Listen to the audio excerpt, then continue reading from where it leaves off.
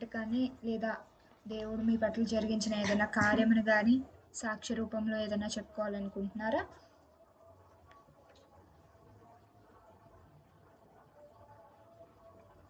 సరే, వాక్యం చెప్పడానికి శ్రావణి సిద్ధం కలిగి ఉండగా అందరం శ్రద్ధ కలిగి కొన్ని నిమిషాలు దేవుని వాక్యం వైపు దృష్టి ఉంచుదాం. అందరికీ ప్రైజ్ ది లార్డ్. చిన్న ప్రేయర్ చేసుకోవచ్చు. ప్రేమగల దేవ, కృపగల తండ్రి ప్రభువా, ఇటు సమయం మాకు ఇచ్చిన తండ్రి ప్రభువా, నీకే స్తుతులు స్తోత్రము తండ్రి ప్రభువా. చెప్పబోయే నేనైనా సరే దేవా తండ్రి, వ్యర్థమైన మాటలు నా నోటి నుండి రాకుండా నీ కట్టడం ఏమని అడుగుచున్నాను తండ్రి ప్రభువా. చెప్పబోయే వాక్యం ఉందేవా క్లారిటీగా దేవత చెప్పగల కృపను దయచేయమని అడుగుచున్నాం తండ్రి. ఆమేన్. ఈరోజు నేను దేనికోసం చెప్పాలనుకుంటున్నానంటే వాగ్దానముల కోసం చెప్పాలనుకుంటున్నాను. అసలు వాగ్దానములు ఎలా పొందాలి, ఎలా నెరవేర్చబడతాయి, ఏ నామమందు నెరవేర్చబడతాయి అనే విషయాల కోసం చెప్పదలుచుకున్నాను. మనము ఎప్పుడైనా సరే గమనించుకున్నట్లయితే దేవుడు మన యందు గొప్ప కార్యం జరిగించాలనుకున్నప్పుడు లేదా దేవుడు మనకి ఒక పని అప్పచెప్పాలి అనుకున్నప్పుడు దేవుడు మనకి ముందుగా ఏమిస్తారు అంటే వాగ్దాన రూపంలో వాగ్దానం అనేది మనకి ఇస్తారనమాట. ఇలా ఒక ఫస్ట్ సైన్ ఏమి ఇస్తారంటే వాగ్దానం అనేది మనకి ఇస్తారనమాట.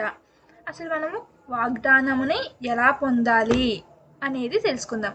హెబ్రీ 11:33 చదువుదాం.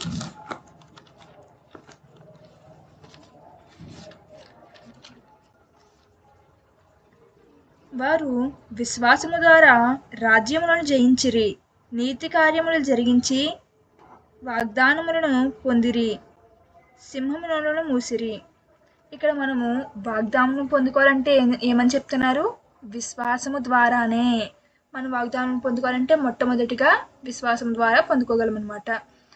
అది ఎలా అంటే మనం చూడండి, మనము డైలీ ప్రేయర్కి వెళ్ళడము, వీక్లీ మనం చర్చ్కి వెళ్ళడము, ప్రేయర్ చేసుకోవడము, బైబిల్ చదవడము, వీటితో పాటు మనం ఏం కలిగి ఉండాలంటే దేవుని యందు విశ్వాసము కలిగి ఉండాలన్నమాట. వాగ్దానం పొందుకోవాలంటే మనం చూసుకున్నట్లయితే లోకంలో కూడా మనము ఇలా ఫర్ ఎగ్జాంపుల్గా చెప్తున్నాను.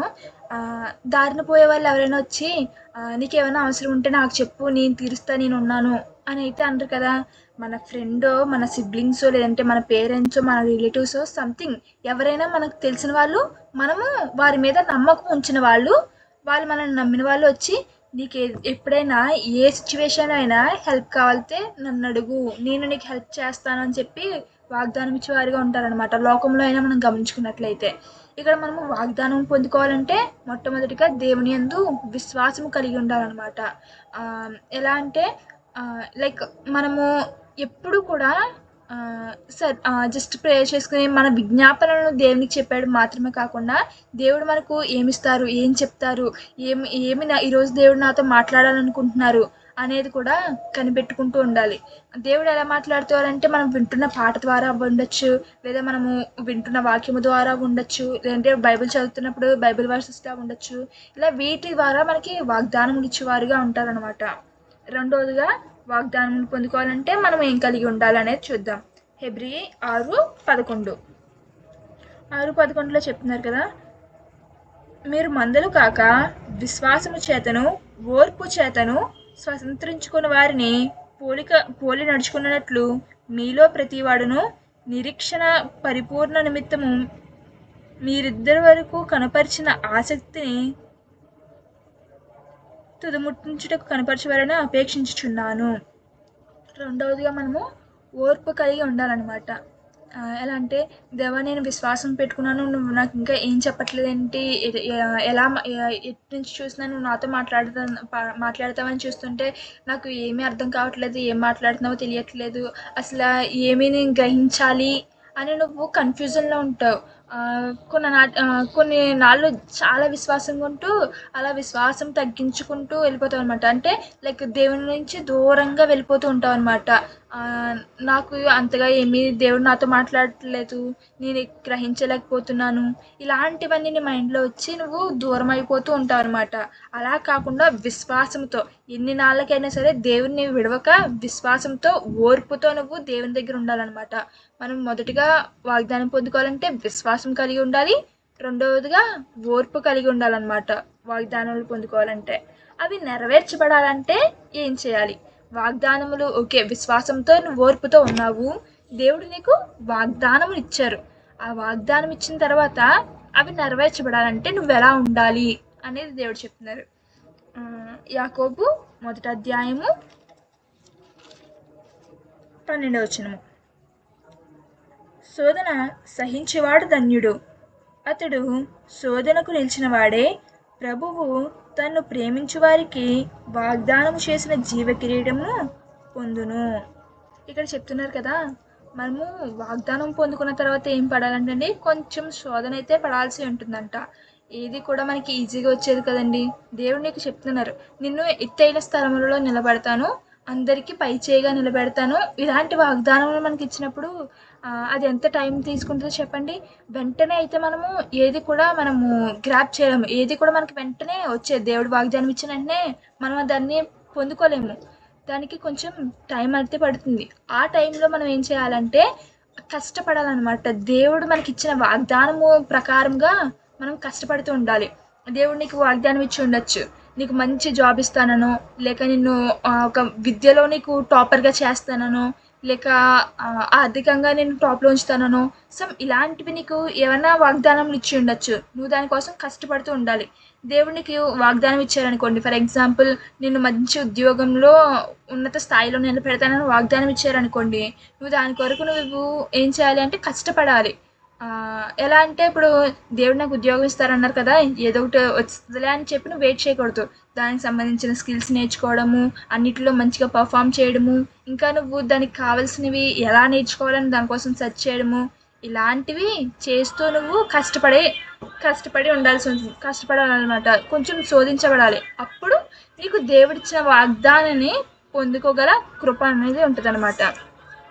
రెండవదిగా మనము దేవుడిచ్చిన వాగ్దానాన్ని నెరవేర్చబడాలి. మన యందు నెరవేర్చబడాలి అంటే చెప్తున్నారు కదా, 2 పేతురు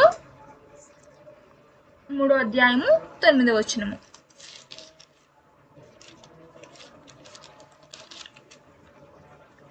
కొందరు ఆలస్యమని ఎంచుకున్నట్లు ప్రభు తన వాగ్దానములను గూర్చి ఆలస్యము చేయువాడు కాడు గాని ఎవ్వడును నశింపలేని ఇచ్చయింపక అందరూ మారుమనసు పొందవలనని కోర్చు మీ ఎడల దీర్ఘశాంతము గలవాడై ఉన్నాడు. ఇక్కడ మనకి ఏమవుతుందంటండి, ఆలస్యం అనేది ఖచ్చితంగా జరుగుతుందంట. ఆలస్యం అయింది కదా అని చెప్పి మనం ఏం చేయకూడదంటండి, మనము దాన్ని విడిచిపెట్టకూడదంట. దేవుడే చెప్తున్నారు, నేను నీకు వాగ్దానం ఇచ్చినప్పుడు ఖచ్చితంగా నీకు ఆలస్యం అనేది అవుతుంది, వెంటనే అది జరిగిపోదు అని దేవుడే చెప్తున్నారు. ఎలా అంటే ఆలస్యం అయిపోతుంది, దేవుడు నాకు ఇచ్చిన వాగ్దానం కోసం ఇది నెరవేరుతుందా లేదా అనే సందేహం మనలో ఉండకుండా మనము దానికోసం వేచి చూస్తూ ఉండాలన్నమాట. దేవుడు ఎందుకలా వెయిట్ చేస్తారు అంటే మనతో దేవుడు చెప్తున్నారు కదా, ఎవ్వరూ నశించిపోకూడదని అందరూ పశ్చాత్తాపడాలని ఆయన అలా వెయిట్ చేస్తారంట. అంటే చూడండి, ఇప్పుడు వెంటనే వచ్చేస్తుంది అనుకోండి, ఏం చేస్తాము, అది పట్టుకుని మనము ఇంకా దాన్ని బట్టే ఉంటాము, దేవుడిని విడిచిపెట్టేవారుగా ఉంటాం అనమాట. దేవుడు అంటున్నారు కదా, ఎవ్వరూ నశించిపోకూడదనే ఆలస్యం చేస్తున్నాను, సరైన సమయంలో ఇస్తారని దేవుడు మనకి చెప్తారు కదా ప్రసంగిలో. ప్రతి సమయానికి ఏ సమయానికి ఏది జరగాలో అది ఖచ్చితంగా జరుగుద్ది అని చెప్పి మనకి ప్రసంగిలో చెప్తారు. 3వ అధ్యాయం 3వ వచనంలో సరైన సమయానికి వచ్చేటట్లు దేవుడు ఆలస్యం చేస్తారు అని చెప్తున్నారు అనమాట. 5వదిగా నేను చెప్తున్నాను, వాగ్దానములు ఎలా పొందుకోవాలో చెప్పాను, వాగ్దానములు ఎలా నెరవేర్చబడతాయి అనేది చెప్పాను, వాగ్దానములు అసలు ఎవరి నామమందు నెరవేర్చబడతాయి అనేది 2 కొరింథీ 1వ అధ్యాయము 20వ వచనంలో చెప్తున్నారు. దేవుని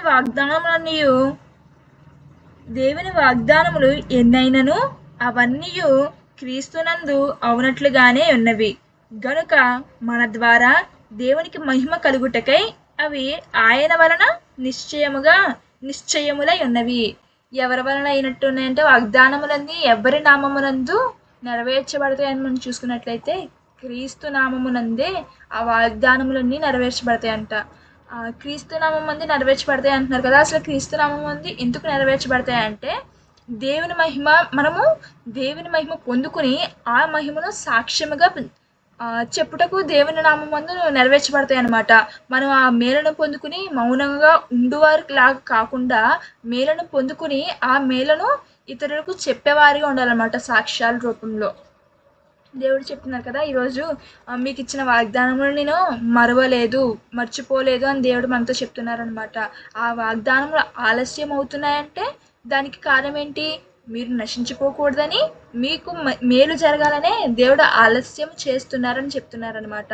ఇప్పుడు మనము దేవుని యందు ఒక మేలు పొందుకున్నాం అనుకోండి, మనం ఎవరిని చూడాలి అని దేవుడు చెప్తున్నారంటే మనం తీసుకున్న బహుమానముల వైపు చూడకుండా ఇచ్చిన దేవుని యందు మనం చూడాలన్నమాట. ఫర్ ఎగ్జాంపుల్ మనము ఒక కంపెనీలో జాబ్ చేస్తున్నాం ఎంప్లాయీగా, తర్వాత ఇంకా ఎంప్లాయీ నుంచి మనకి హైక్ వచ్చి లేదంటే హయ్యర్ పొజిషన్ వచ్చిందనుకోండి, మనము వచ్చిన పొజిషన్ అయితే చూడకూడదు, కానీ ఇచ్చిన దేవుడిని చూడాలి. దేవా, ఇట్టి పొజిషన్ నాకు ఇచ్చిన తండ్రి నీకే కృతజ్ఞతాస్తోత్రములు అని చెప్పి దేవునికి స్తోత్రములు దేవునికి కృతజ్ఞతాస్తోత్రములు చెల్లించే వారిగా మనం ఉండాలన్నమాట. దేవుడు ఈరోజు మనతో మాట్లాడారు కదా, అసలు వాగ్దానములు ఎలా వస్తాయి అనేది మనం ఎలా పొందుకోవాలనేది చెప్తున్నారు. వాగ్దానములని మనం విశ్వాసంతో ఉన్నప్పుడు పొందుకోగలం, ఓర్పు కలిగి ఉన్నప్పుడు వాగ్దానములని మనం పొందుకోగలం. రెండవదిగా చెప్తున్నారు కదా, వాగ్దానములు ఎలా నెరవేర్చబడతాయి అంటే మనము శోధన సహించు వారిగా ఉన్నప్పుడు మాత్రమే వాగ్దానములు మన యందు నెరవేర్చబడతాయి. ఆ వాగ్దానములు రెండవదిగా నెరవేర్చబడాలంటే మనం వెయిట్ చేయాలి. ఆలస్యమైనది అవుతుందని ప్రభు చెప్తున్నారు. ఆలస్యమైనను సరే అది మన మేలు కొరికే అని చెప్తున్నారు అనమాట. మూడవదిగా చెప్తున్నారు, వాగ్దానములు దేవుని నామమందే నెరవేర్చబడతాయి. అవి మనం పొందుకున్న బహుమానములను చూడక మనకిచ్చిన తండ్రిని మనము చూడాలి అని చెప్తున్నారనమాట. దేవుడు మన జీవితంలో మనకిచ్చిన వాగ్దానములన్నీ నెరవేర్చగల కృప మనెల్లరికూ ప్రభు దయచేయును గాక. ఆమేన్.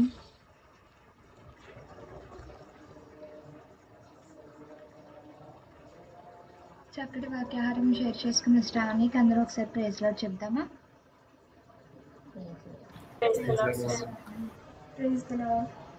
ఓకే.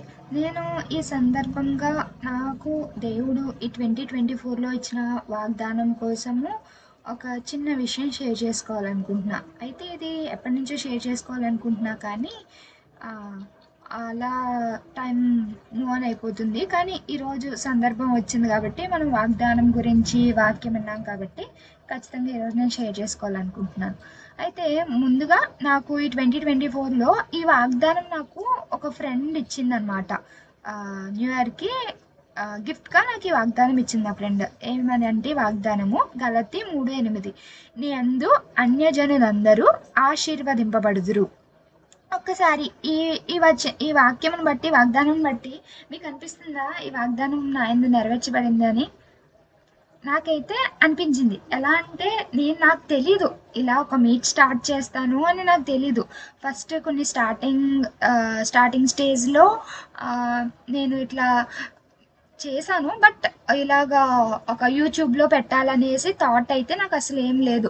ఓకే, మీట్లో వస్తున్నారు, ఓకే ప్రే చేసుకుంటున్నా అయిపోతుంది అని అంతవరకు ఆలోచించాను తప్ప యూట్యూబ్లో పెట్టాలని థాట్ కూడా లేదు. మళ్ళీ దేవుడే ప్రేరేపించి యూట్యూబ్లో కూడా పోస్ట్ చేయమంటే నేను దానికి సంబంధించినంత బ్యాక్గ్రౌండ్ వర్క్ చేసుకుని మళ్ళీ పోస్ట్ చేయడం జరుగుతుంది. దీని ద్వారా ఏంటి, కేవలం దేవుణ్ణి ఎరిగి ఉన్న మనం మాత్రమే కాదు, దేవుని ఎరగలేని వారు కూడా ఆ నోటిఫికేషన్ పాపప్ అయినప్పుడు లేదో సమ్ అదర్ వీడియోస్ చేస్తున్నప్పుడు, మన గాస్పెల్ గురించి వీడియో వెళ్ళినప్పుడు అట్లీస్ట్ 1% అయినా అది క్లిక్ చేసి చూస్తే వాళ్ళు కూడా బ్లెస్సింగ్ పొందినట్టే కదా. అంటే ఈ వాగ్దానం నా యందు ఖచ్చితంగా నెరవేర్చబడినట్టే కదా. నీ యందు అన్యజనులందరూ ఆశీర్వదింపబడుదురు. దేవుడు అలాగే మనకిచ్చిన వాగ్దానములన్నీ కూడా మన యందు తప్పక నెరవేరుస్తారు. అది ఒక ఇయర్లో ఇచ్చింది ఈ ఇయర్ మట్టుకే కాదు, మన తరతరముల వరకు కూడా ఆ వాగ్దానం మన యందు దేవుడే ఎల్లప్పుడూ నెరవేరుస్తారనమాట. అలా నెరవేర్చబడాలి అంటే మనం ఏం చేయాలి? ఆయనకి ఎల్లప్పుడూ విధేయులై ఉండి మన వాగ్దానములను బట్టి ప్రతిరోజు కూడా ప్రార్థన చేసుకోవాల్సిన వారమే ఉండాలి మనము.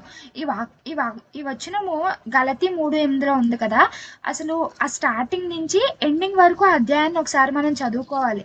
అసలు ఆ అధ్యాయంలో ఏముంది? ఏ సందర్భం నందు ఎవరికి దేవుడు ఈ మాట చెప్పి ఉన్నారు? లేదా ఎవరు ఈ మాటలు పలుకుతున్నారు అన్న ఆ కాంటెక్స్ట్ అంతా కూడా మనము అర్థం చేసుకున్న వారుగా ఉండి ఆ విధంగా మనం ప్రయత్నించాలి. ఆ విధంగా నడుస్తూ దేవుణ్ణి వాగ్దానమును మన యందు నెరవేర్చమని అడగాలి. ఈ వాగ్దానం అయితే దేవుని కృప చొప్పున ఇయర్లోనే నా యందు నెరవేర్చబడింది అనమాట. అలాగన దేవుడు ఈ 2024లో మీకు ఇచ్చిన వాగ్దానాలన్నీ కూడా మీ యందు దేవుడు సంపూర్ణంగా నెరవేర్పు దయచేస్తారని నమ్ముచున్నాను. ఇటు సాక్ష్యం బట్టి దేవుడు దీవించుగాక. ఆమేన్.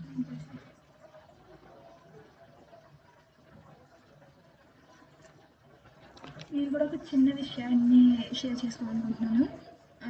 నేను కూడా స్టార్టింగ్లో థింక్ 2023లో అనుకుంటా స్టార్టప్ చేద్దాం అనుకున్నప్పుడు ప్రేయర్ చేసుకున్నప్పుడు దేవుడు కూడా అనేకమైన వాగ్దానంతో దీవించారనమాట.